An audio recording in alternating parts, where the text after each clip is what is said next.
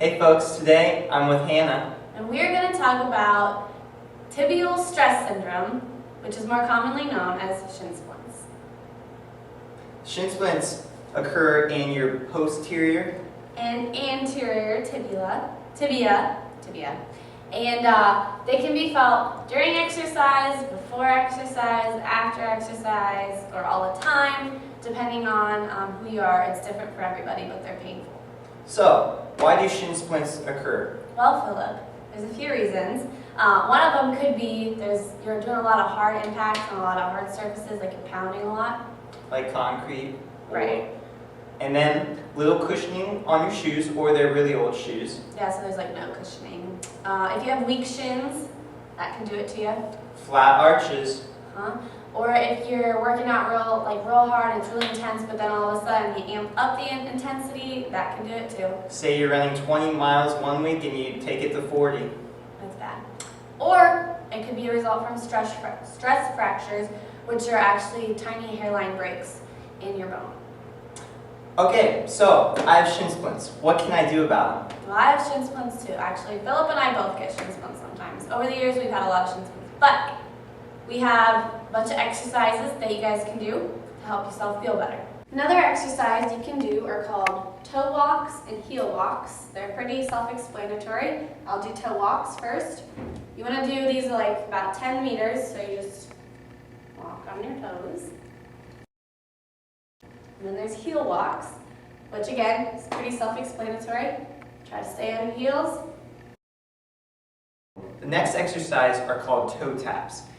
It's pretty self-explanatory. You just tap your feet really quick, 30 seconds to a minute, and you'll really feel the burn right up here. This next exercise is called heel raises, and it's another exercise that you can do pretty much anywhere if you have standing room.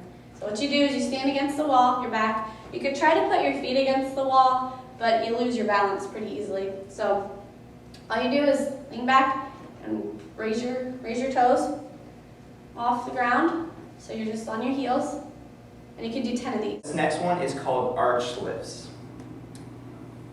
And what you do is you have your foot on the floor and you slowly raise your arch. But your front toes and your forefoot do not leave the floor. So you're just slowly bringing your arch up while your toes are still on the ground. Another exercise you can do are called calf raises, and I'll show you how to do these. Stand with half your feet off the stair. You can do this in any staircase, and you can do these nice and slow. You can count 3 up and 4 down. Marble lifts, one leaves their heel on the ground and picks up marbles with their toes. Now we're going to show you 2 exercises that take partners. These are very efficient and should be done often. This first one is called shin builders. And with shin builders, there's 4 exercises in the shin builder group. First one, Philip is trying to push my feet towards the floor, and I try to push my toes back towards me. Now all these exercises should take a good amount of effort. They shouldn't be easy for me. So that's one. You can do 10 to 15 reps, right, Philip? Mm-hmm. Okay. Another one, he pushes my feet outwards. I have to try to pull them in towards the center.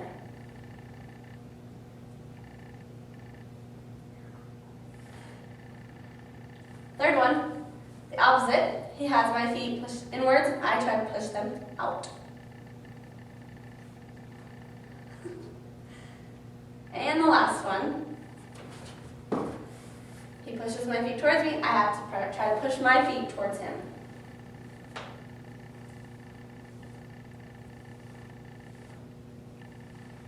So this next exercise involves a band and a partner. It's a lot like shin builders, only you're using one of these things. You can find these at any exercise store, really. Walmart, I think, has some too. And they're pretty cheap. Yeah, not too expensive. So, the first thing, it's actually quite similar to shin builders. I am going to wrap the band around the top of Philip's foot here. I'm going to hold it tightly, not like awfully tight, but pretty tight. And he's gonna try to pull his toe towards himself.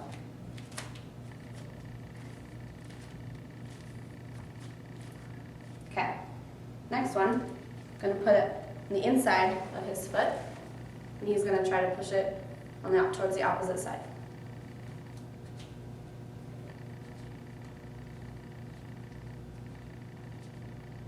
Okay, now I'm gonna go to the other side, and he is gonna try to push his foot outwards. How many reps of these would you say to do, Philip? I would do up to 10. And also, one way to show that your shins are weak is when they shake. When you see the shaking, that says your shins are weak, and you need to make them stronger. And then the last one, Hannah will give me the band.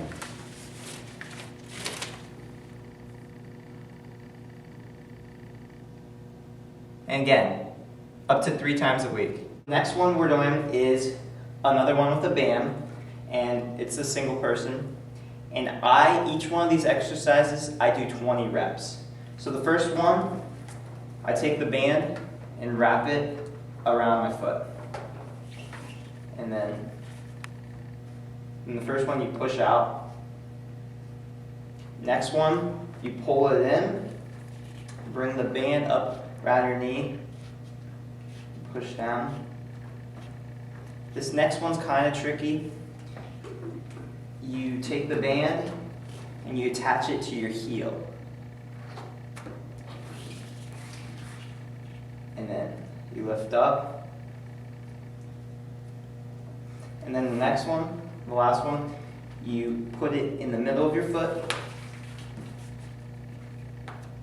And then you go to the left. And this is all controlled. You don't want to be like, just control the movement. Then go to the right. And then you'll switch legs. So I did this on my right, 20 reps for each one of those, and then I'll do it for my left, 20 reps for each 4 of those. So you know what shin splints are. You've seen a few exercises on how to deal with them. But there's also things known for treating shin splints and also how to prevent them. One thing you can do is get neoprene sleeves, which are things you just put on your shins. They're pretty tight, and they can help, but they can also have a placebo effect, which means it's all in your mind that it's helping and it's not really. If you have flat arches, you can also get arch support. Sometimes that can really help. And a good thing is anti-inflammatory painkillers such as ibuprofen. Now Philip here. Now, another huge thing to do is ice cups. Ice cups, you just fill up a cup of water, freeze it, and 5 minutes, just massage where the pain is. And don't go over 5 minutes. Highly effective. I would suggest doing it if you're prone to shin splints. Like I know Hannah and I, we get them every year. So even if you don't have them, start doing them. Do them after you're done working out. Well, thank you for watching, and we hope you learned a lot about shin splints. We know how you feel if you guys have these, and we hope that these things can actually help you feel better, because you don't want shin splints to take away from enjoying what you do. So have fun.